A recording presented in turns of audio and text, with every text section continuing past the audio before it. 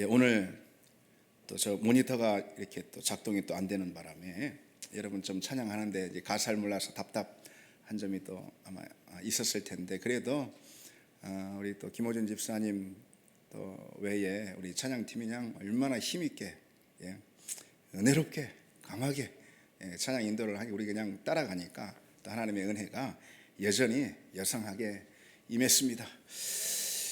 오늘 2022년도 마지막 수요 기도회네요. 벌써 한 해가 이렇게 또 금방 지났습니다. 우리가 뭐 늘 습관처럼 하는 말이 있잖아요. 한 해 끝에 되면은 벌써 한 해가 지났습니다, 이런 말은 항상 합니다. 아마 내년에도 할 것 같습니다. 그건 사실입니다. 그리고 한 해가 금방 그렇게 지납니다. 그렇게 시간이 지나면은 우리가 결국 하나님을 만나게 될 것입니다. 그때까지 우리 신앙, 우리 믿음이 더욱더 견고히 서고 성장하는 해마다 우리 믿음의 진보가 있는 여러분 되기를 바랍니다. 오늘은 광야의 목적과 만나의 목적은 동일하다. 광야의 목적과 만나의 목적은 동일하다. 그런 말씀으로 잠시 오늘 말씀을 나누도록 하겠습니다. 오늘 본문은요, 이스라엘 백성들이 홍해를 건너 그리고 수르 광야를 지나서 신광야라는 그런 곳에 이르게 되었는데요, 그때를 배경으로 하고 있는 말씀입니다. 신광야는요, 수르 광야와 시내산 사이에 있는 그런 시나이 반도 안에 한 큰 광야를 말합니다. 그렇게 이스라엘 백성들이 신광야에 이른 때는 언제냐면은 애굽에서 나온 지, 홍해를 건너 나온 지 한 달하고도 보름이 지난 그런 때였습니다. 그러니까 매우 지쳤던 그런 때죠. 왜? 광야를 지나왔으니까 한 달 보름이나 굉장히 지치고 힘든 그런 이제 과정이었던 거예요. 수르 광야는요, 평지 형태의 사막과도 같은 그런 광야입니다. 반면에 지금 이스라엘 백성들이 도착한 이 신광야라는 곳은요, 아주 높은 돌산들이 우뚝우뚝 솟아 있는 그런 구릉 형태의 험준한 광야입니다. 돌들이 더 많은 그런 광야죠. 이제 수르 광야나 하여튼 뭐 신광야나 이 시나이 반도에 있는 다 광야들을 일컫는 것인데요, 이 시나이 반도라는 것은 이 동서로 최대 210km, 남북으로는 최대 380km, 굉장히 큰, 우리나라보다 더 큰, 한반도보다 더 큰 그런 이제 반도입니다. 이스라엘 백성들이 이 시나이 반도에 있는 여러 형태의 그 광야들을 지나는 것을 볼 수가 있어요. 그게 출애굽기와 민수기에 기록이 되어 있습니다. 이스라엘 백성들이 출애굽 여정을 따라서 지나간 여러 광야들을 간단하게 이렇게 요약해 본다면 이런 것입니다. 홍해를 딱 건너자마자 홍해 동편에 만나는 광야가 바로 이 에담이라는 광야예요. 에담 광야에 지나서 바로 수르 광야를 만납니다. 그 다음에 신광야가 펼쳐지고요, 그리고 시내 광야가 나옵니다. 그 다음에 이제 시내 광야 북동쪽으로 해가지고선 이 바란 광야라는 곳이 나오고, 그 다음에 더 올라가면은 진 광야라고 이렇게 나옵니다. 그러니까 이스라엘 백성들은 광야를 무려 6개나 통과한 것을 볼 수가 있어요. 그냥 광야 하나가 아닙니다. 6개의 광야, 그것도 다 광야의 형태가 좀씩 다 다릅니다. 에담 광야는 홍해를 건너자마자 이스라엘 백성들이 직면하게 된 그런 사막 광야입니다. 그 다음에 이제 수르 광야이고, 거기 물이 없어가지고 다 갈증으로 막 애가 타는데, 거기서 여러분 어떤 기적을 만나죠? 마라의 기적을, 쓴물을 만나잖아요. 그런데 그 단물로 변하는 마라의 기적을 거기서 만나게 됩니다. 바로 거기가 어디냐면 수르 광야입니다. 그 수르 광야를 좀 지나서 신광야에 이르게 되고, 신광야는 만나와 메추라기를 하나님께서 공급해 주시는 그런 사건이 일어납니다. 그런 기적이죠. 그게 바로 이제 오늘 본문을 배경으로 하고 있습니다. 그리고 이제 거길 더 지나서, 그러니까 홍해를 건넌 지 한 석 달 만에 이제 시내산에 도착하게 되는데, 이 시내산을 품고 있는 광야가 바로 시내 광야입니다. 이스라엘 백성들은 그곳에서 1년, 정확히 말해서 10달 동안 거기 시내 광야, 시내산 밑에 머물면서 십계명을 받기도 하고 율법을 받고, 그리고 또 성막을 짓기도 하고 10달을 거기서 머뭅니다. 그리고 이제 그 내용은 출애굽기와 레위기에 기록이 되어 있고, 그 다음에 이제 민수기로 넘어가면서 펼쳐지는 광야, 그 광야는 바란 광야입니다. 그러니까 시내산 북동쪽에 있는 그런 바란 광야예요. 그리고 바란 광야에서 정탐꾼을 보낸 이야기가 나오잖아요. 그리고 거기서 더 올라가서 또 펼쳐져 있는 광야가 바로 진 광야입니다. 그러니까 다시 말해서 이 광야들이 여러 형태의 광야들이 계속해서 마주하고 또 마주하게 되는 그런 상황들이 이스라엘 백성들에게 펼쳐진 것입니다. 여러분 한번 생각을 해보십시오. 홍해를 건넜어요. 이 기적과도 같은 것이 아니고 기적이죠. 기적 중에 기적이죠. 어마어마한 기적이죠. 전대미문의 그런 기적 아니겠습니까? 그런 기적을 통해서 홍해를 건넜습니다. 그리고 그 결과 애굽에서 노예로 살았는데 이제는 자유를 얻는 그런 참 자유인이 되었단 말이죠. 그런 이스라엘 백성들에게 펼쳐진 여정이 무엇이었냐? 그거는 광야의 여정이었어요. 그냥 광야가 아니에요. 광야를 만나 광야를 지나서 광야 끝에 이르면은 또 다른 형태의 광야가 펼쳐지는 거예요. 그 광야를 또 지나서 그리고 그 광야의 끝에 이르면은 광야가 끝난 게 아니고 또 다른 형태의 광야가 펼쳐지는 것입니다. 에담 광야, 수르 광야, 그리고 신 광야, 이런 식으로 신의 광야, 이런 식으로 계속해서 다른 형태의 광야들이 끝나면 다 끝난 게 아니고 또다시 새로운 광야가 펼쳐집니다. 광야에서 또 다른 광야로의 여정, 이게 애굽에서 구원받은 이스라엘 백성들의 구원의 여정이었습니다. 애굽은 우리가 신앙적으로 볼 때 뭘 상징하죠? 죄의 자리를 상징합니다. 따라서 이 죄와 사망으로부터 구원을 받고 예수 그리스도 안에서 생명을 얻은 우리 그리스도인의 여정 역시 그럴 수 있다는 것이죠. 어떨 수 있다는 것이죠? 예수 그리스도를 통해서 마치 홍해를 건너 이제 애굽에서 자유를 얻은 이스라엘 백성들처럼 예수 그리스도를 통해서 죄에서 자유를 얻은 우리 그리스도인들에게 펼쳐지는 삶이 역시 동일하게 광야, 그리고 광야에서 또 다른 광야를 만나는 광야의 여정, 그럴 수가 있습니다. 우리 예수 믿는 그리스도인에게 이 광야라는 것은 우회하는, 생략되는 그런 과정이 아니라는 걸 우리가 알 수가 있는 거죠. 이건 통과하는, 광야는 직면하고 광야는 통과하는 그런 과정입니다.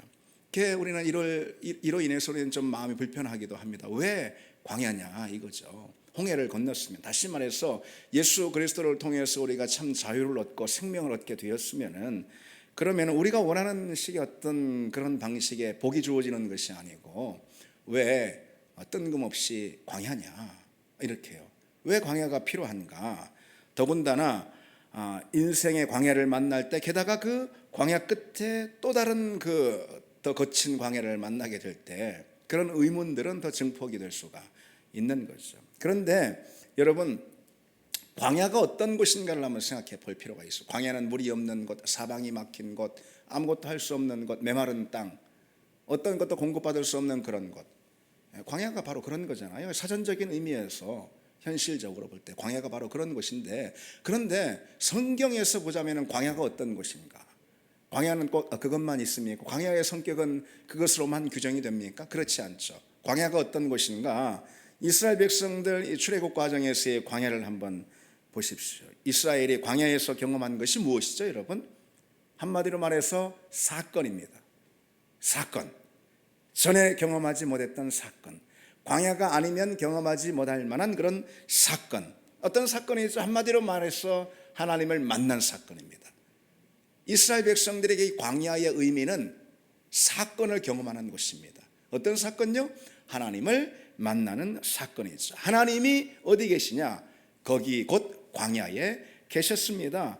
광야 한복판에서 나와 함께하는, 이스라엘 백성들과 함께하는 그런 사건, 하나님을 만난 사건이 바로 이 광야 가운데 펼쳐지지 않았습니까?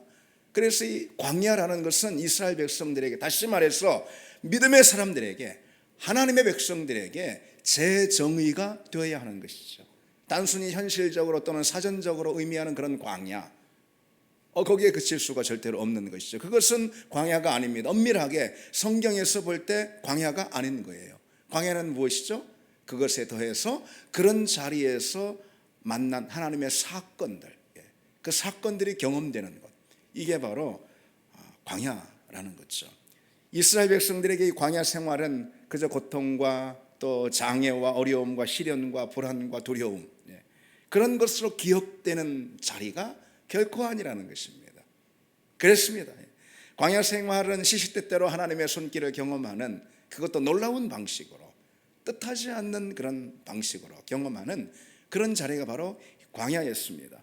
그래서 이스라엘 백성들에게 이 광야 하면은 떠오르는 것이 무엇일까요? 메마른 곳, 사막과도 같은 곳, 위험한 곳, 죽을 수 있는 곳, 그런 곳이 아니, 아무 희망이 없는 곳, 그런 곳이 아니고 바로 하나님을 만난 곳, 하나님의 놀라운 임재를 경험한 곳, 어디서도 경험하지 못한 하나님의 하나님 되심을 누리는 바로 그곳. 그렇게 이스라엘 백성들에게는 이 광야가 기억이 됐다는 거죠. 따라서 이스라엘 백성들의 이 신앙은 광야 없이는 상상도 할 수가 없습니다. 그렇습니다. 여러분, 성경에서 볼 때 광야 없는 이스라엘 백성들, 또 광야 없는 이스라엘 백성들의 믿음, 상상이나 할 수 있습니까? 없습니다. 홍해를 건너는 기적의 사건이 없는 이스라엘 백성들의 삶 역시 상상할 수 없듯이 그건 가능하지 않은 거죠. 그렇죠?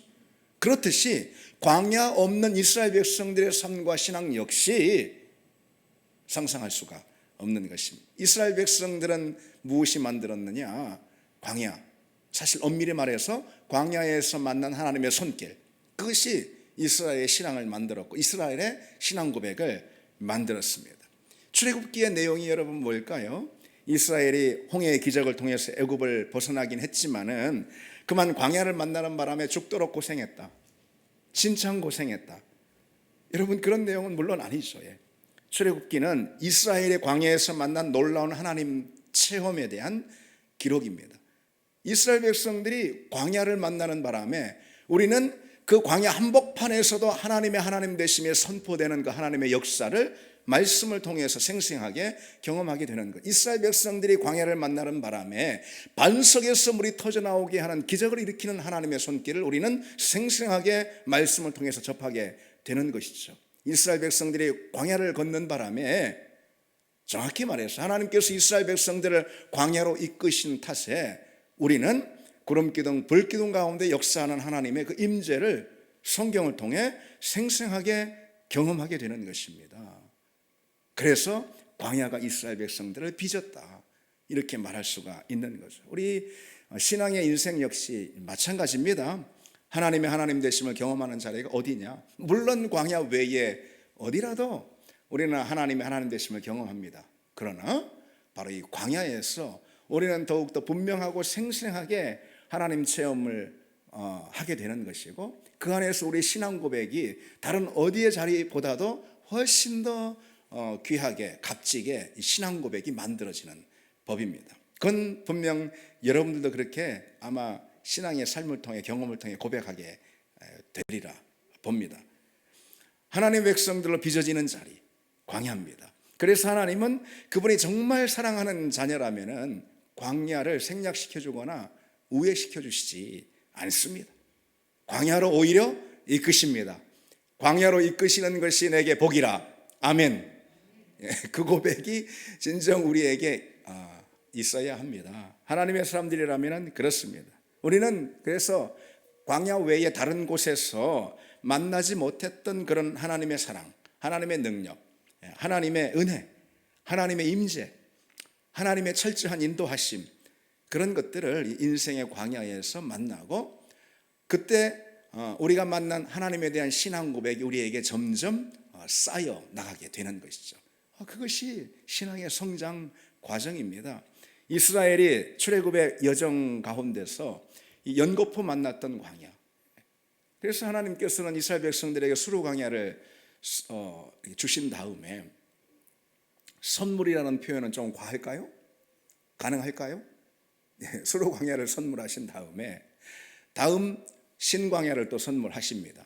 수르 광야에는 그냥 물 없어서 목이 타서 갈증으로 죽을 것 같았어. 거기서는 그런 기억만 이들에게 있지 않았다는 거죠. 그 기억 물론 있습니다. 그러나 그와 더불어서 어떤 고백이 이들에게 있는 거죠? 쓴물을 단물로 변하게 만드신 하나님의 놀라운 기적과 그 은혜, 그 기적 가운데 그들에게 함께 하신 하나님의 사랑, 그 신앙 고백이 수로 광야에서 주어진 것이죠.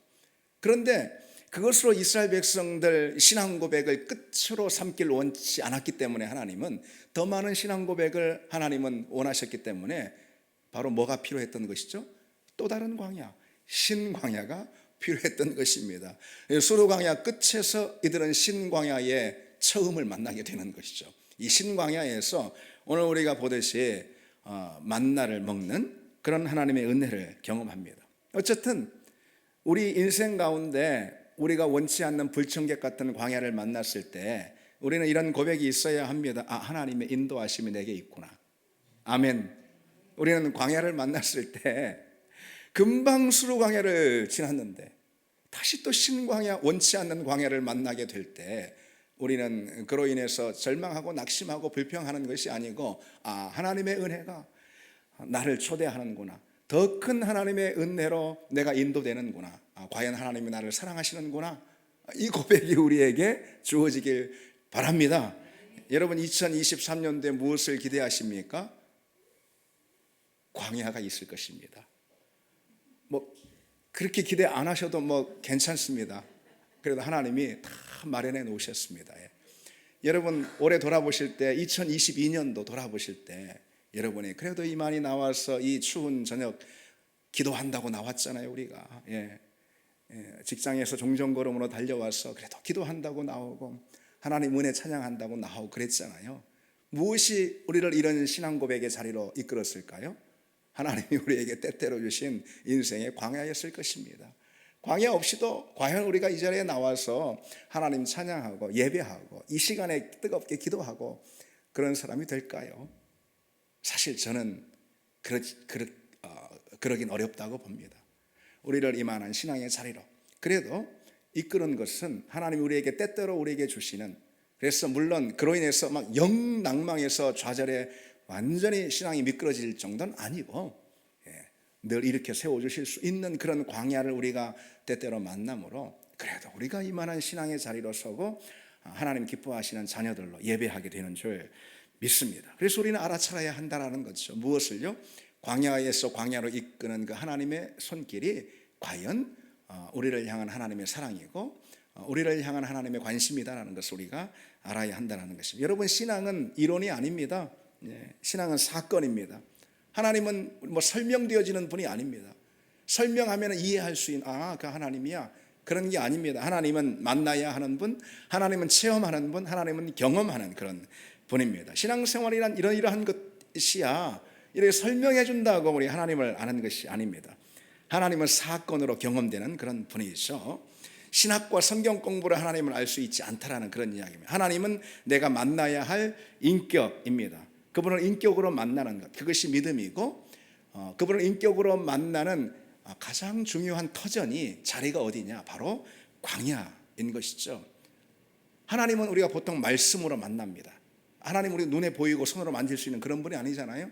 하나님 우리에게 말씀하시는 분이고 말씀으로 하나님을 만납니다. 그런데 여러분 이 말씀이라는 히브리어 단어가 다바르라고 합니다. 다바르. 그런데 이 다바르라는 이 단어는요 미드바르, 이거는 미드바르는 광야를 뜻하는 것입니다. 같은 어원에서 나왔습니다. 광야와 말씀이 같은 어원에서 나왔어요. 그러니까 이런 뜻입니다. 미드바르에서 하나님은 다바르 하시는 분입니다. 하나님은 광야에서 말씀하시는 분이에요. 우리는 하나님을 어디서 만나느냐? 말씀을 통해 만나요. 말씀이 어디서 생생하고 분명하게 우리에게 들리느냐? 우리는 어디서 말씀을 가장 분명하게 붙잡게 되느냐? 미드바르, 곧 광야에서 그렇게 붙들게 됩니다. 여러분, 하나님이 우리에게 광야를 주시는 것은 그 말씀을 통해 하나님을 점점 알아가고 경험하고 그것이 곧 훈련인 거예요. 훈련이고 신앙의 훈련이고 우리 평생의 과정은 신앙의 훈련을 받는 과정이고 그 훈련의 목적은 하나님의 백성으로 온전히 세워지는 것입니다. 그리스도인으로서 온전히 빚어지는 것이죠. 그것이 곧 광야를 주시는 목적입니다. 광야, 자 고생 좀 해봐 이런 게 아니고 하나님 말씀을 만나서 그걸 통해 훈련이 되고 빚어져서 하나님의 온전한 자녀로 세워지는 것, 이것이 광야의 목적입니다. 자, 다시 본문을 보시면은요, 이스라엘 백성들이 광야에서 만난 하나님, 그 하나님은 어떤 하나님인가? 이들은요, 수르광야에서 이제 45일간 여정을 이제 지납니다. 너무 지쳐서, 여러분, 광야에서 4일도 아니고 45일이에요. 어른 또 노인들 다 있습니다. 그 수십만의 사람들이 얼마나 지칩니까? 그런데 또 만난 곳이 그보다 더 거친 신광야를 딱 만나게 됐단 말이죠. 그러자 이스라엘 백성들이 평정심을 잃게 됩니다. 이제 완전히 이제 게다가 먹을 양식도 이미 바닥이 나버린 거예요. 한 달 보름 정도 지났으니까 이제 다 바닥이 난 거죠. 결국 이스라엘 백성들이 이제 뭐 완전히 그냥 분이 가득 차가지고선 모세하고 아론을 막 오늘 본문에 보면은 출애굽기 16장에 막 원망하고, 차라리 우리가 애굽에 있을 걸 그랬다, 왜 우리를 끌고 와가지고 이 고생을 시키냐 하면서 그냥 분이 완전히 폭발해버리고 만 거죠. 바로 그때 하나님께서 이들에게 주신 것이 있습니다. 그게 뭐냐면은 만나입니다. 오늘 출애굽기 16장 우리가 이제 사실 저 끝까지 다 읽어야 되는데 간단히 2절만 읽었습니다. 만나를 주시는 그런 사건에 하늘에서 하나님 만나를 주십니다.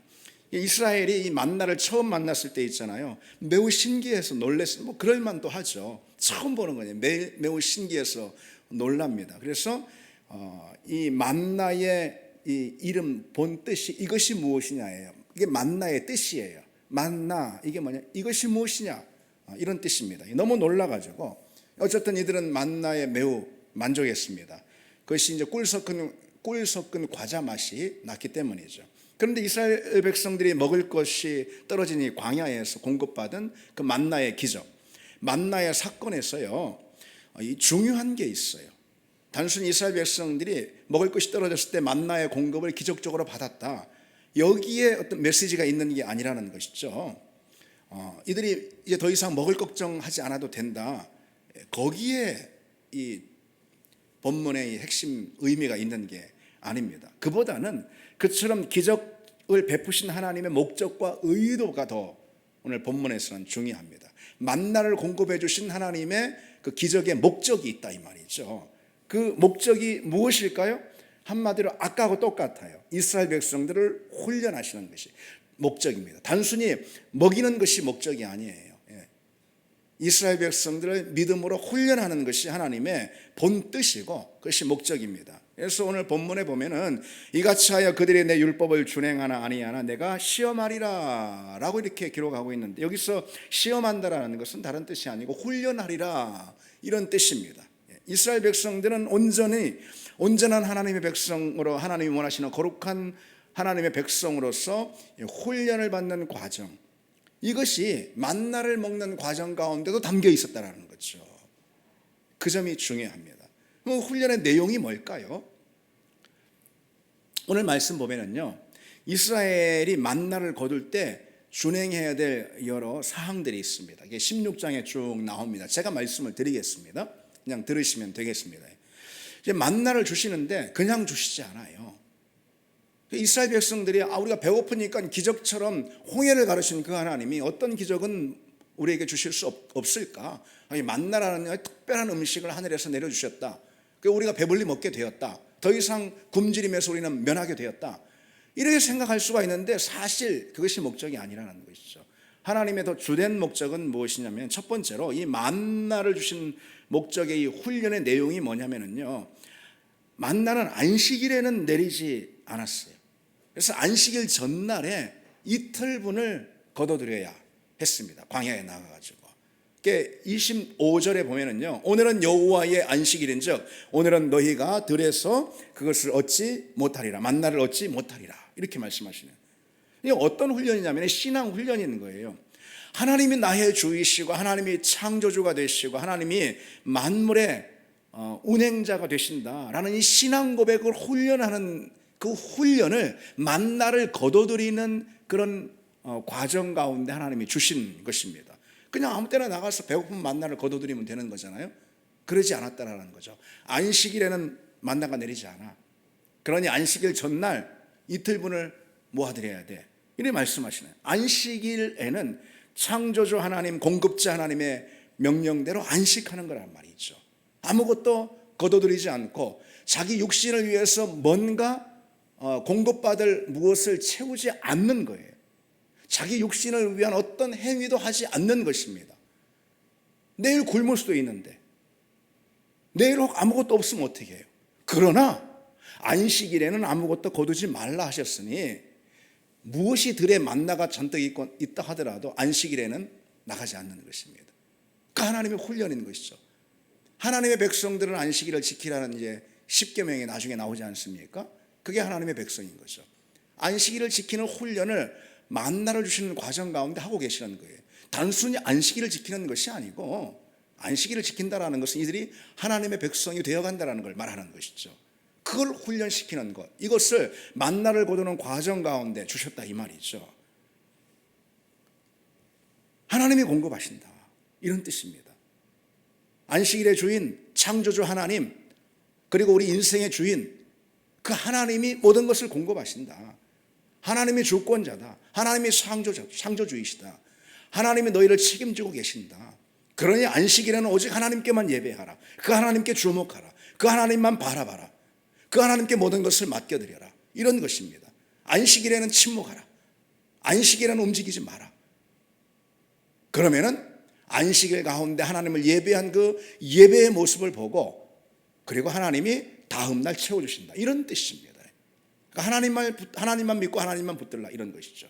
그러면은 그 모든 것을 하나님이 책임져 주신다. 너희들이 안식일에 할 것이 있다. 그것은 오로지 하나님만 바라보고 하나님을 경배하는 거다, 이런 이야기입니다. 여러분, 우리가 우리 힘으로, 우리 지혜로, 우리 능력으로 다 하는 것 같고, 내가 하지 않으면은 누가 채워주나? 내가 하지 않으면은 누가 공급하나? 내가 하지 않으면 누가 먹여 살리나? 그런 생각합니다. 그래서 더 열심히 하면은 그 열심히 한 만큼 내가 더 거두는 것이고, 그렇게 우리가 생각한다 이 말이죠. 그런 삶의 자리에서 하나님이 어디 있습니까? 하나님은 없습니다. 그렇지 않습니까? 고3만 되면은 공부한답시고 교회는 안 나옵니다. 주일 되면 주일날 장사 더 잘 되니까 샷하면 못 내립니다. 내가 해야 됩니다. 내 인생 내가 책임져야 됩니다. 내 가족 내가 책임져야 됩니다. 내가 하는 것으로 생각을 하는 것이죠.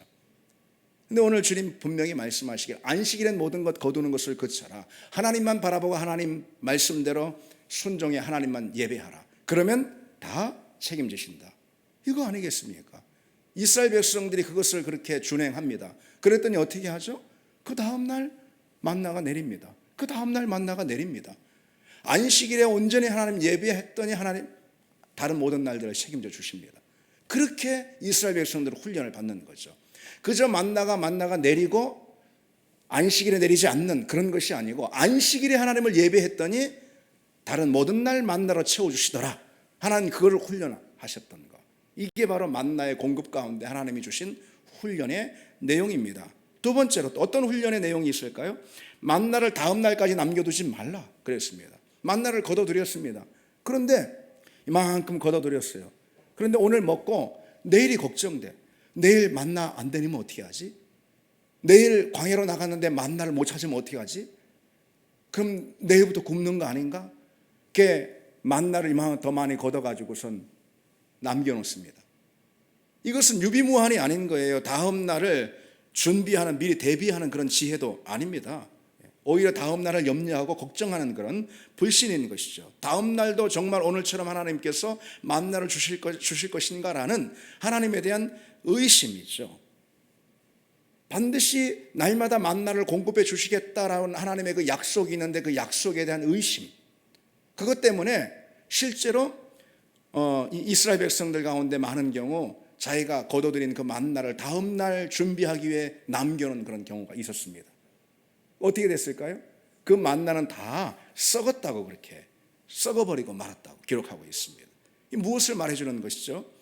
한 걸음 한 걸음 다 하나님께 맡기라는 것이죠. 오늘 일용할 양식만 구하고 오늘 하나님의 손길을 경험한 후에 다음은 하나님께 맡기는 것입니다. 그래서 주님께서 내일은 내일이 염려하도록 놔두라고 그러지 않습니까? 내일은 내일이 염려하는 것입니다. 다른 말로 뭐냐면은 내일은 하나님이 또 채워주십니다. 내일은 내일 걱정 우리가 하는 것이 아니고 하나님이 이끄실 것입니다. 이것이 믿음이라는 거죠. 만나를 거둬들이는 과정 가운데서도 오늘 하루 하나님이 책임져 주시고 내일은 하나님께 맡기면 또 다른 은혜로 하나님 내일 우리 인생을 이끄실 것이다라는 이 믿음을 하나님은 지금 만나를 통해서도 훈련하고 계시는 거죠. 자, 다시 말해서 하나님은 만나를 주시는 과정 가운데서도요, 그저 이스라엘 백성을 배고프니 배불리려고 하는 그런 목적만 있지 않았다라는 거죠. 더 주된 목적은 뭐예요? 하나님의 사람으로 훈련하고 빚어가고 만들어가는, 이것이 하나님의 목적이었습니다. 여러분, 우리에게 하나님께서 만나라는 걸 채워주셨어요. 그렇죠. 여러 가지를 공급해 주시고 우리 길을 열어주시고 우리의 필요를 채워주시고 우리가 기도하면 응답해 주시고, 아멘. 그렇죠 여러분. 22년 동안 22년 올 한 해 그렇게 하나님의 은혜를 경험했잖아요. 그 무슨 뜻이 있는 것입니까? 하나님의 메시지가 어디에 있을까요? 그죠? 우리 육신이 해를 받지 않고 결핍 가운데 놓여 있지 않고 우리 육신이 풍성하고 부유한 것, 그것이 하나님의 목적일까요? 그렇지 않습니다. 그보다 더 중요한 목적은 그 가운데 하나님의 사람으로 신앙 고백하고 하나님의 사람으로 빚어가는 것, 다시 말해 훈련에 있다는 이 말이 있죠. 우리가 부유할 때나 풍족할 때나 인도함을 받을 때나 채워짐을 받을 때나 공급을 받을 때나 언제나 우선적인 하나님의 관심이 무엇이냐, 그것으로 만족해하는 것이 아니고 그것으로 다가 아니고 많이 얻고 잘 누리는 그것이 아니고 하나님의 거룩한 백성으로 훈련받아 가는 것입니다. 채워지면은 그것을 하나님께 고백하고 감사하고 그리고 내 있는 것을 하나님께 헌신하고 공급받은 만큼 또 하나님께 드리는 그런 삶으로 훈련받는 거예요. 훈련에 하나님의 목적이 있다는 거 여러분 기억하시기 바랍니다. 이제 말씀 맺겠습니다. 우리가 광야로 인도가 되든 또 우리에게 풍성한 만나의 공급이 주어지든 하나님의 목적이 무엇이라고요? 훈련에 있습니다. 하나님의 자녀로 빚어져가는 훈련에 있습니다. 여러분 2022년도가 그러했듯이 내년도 우리에게 어떠한 여러 가지 종류의 광야가 놓여 있을 거라는 것, 여러분 그것은 뭐 대단한 예측을 하지 않아도 그냥 알 수 있는 상식입니다. 그리고 또 하나님께서 내년도 올해처럼 똑같이 여러 가지 만나로 우리를 공급해 주실 것이라는 당연한 것입니다. 그런데 더 중요한 것은 무엇이죠? 그 가운데 우리가 얼마나 하나님의 자녀로 빚어져 가는가, 얼마나 믿음의 진보를 이루어 가는가. 다른 건 없습니다. 올해나 내년이나 다른 건 없습니다. 헌해나 새해나 다른 건 없습니다. 광야도 똑같이 주어지고요. 그리고 만나도 똑같이 공급이 될 것입니다. 다른 건 하나 있습니다. 그 가운데 우리가 하나님의 자녀로 온전히 빚어져 가고 세워져 가고 믿음의 진보를 지금보다 더 크게 이루어가는 것, 오직 이것만이 우리에게 다른 것입니다.